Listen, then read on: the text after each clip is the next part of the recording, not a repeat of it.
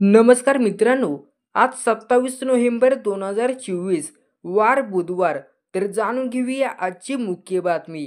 महाराष्ट्र विधानसभा निवडणुकीत महायुतीला मिळालेल्या यशानंतरनं महाविकास आघाडी पाठोपाठ आता मनसे देखील ईव्हीएम मशीनवर संशय व्यक्त केला आहे. मनसे नेत्याने याबाबत विधान केलं आहे.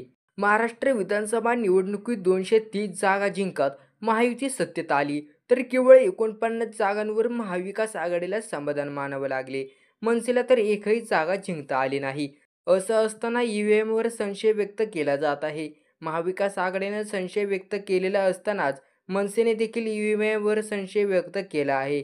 मागच्या काही दिवसांपासून जे व्हिडिओ समोर येत आहेत ते पाहता लक्षात येईल की निकाल कसा मॅनेज केला आहे. हा निकाल आम्हाला मान्य नाही. 10 वर्षे जे आमदार भेटत नव्हते ते आमदार 1-1 लाखाच्या मताने निवडून आलेत. ईव्हीएम शिवाय हा निकाल अशक्य आहे. ईव्हीएमने घात केला आहे.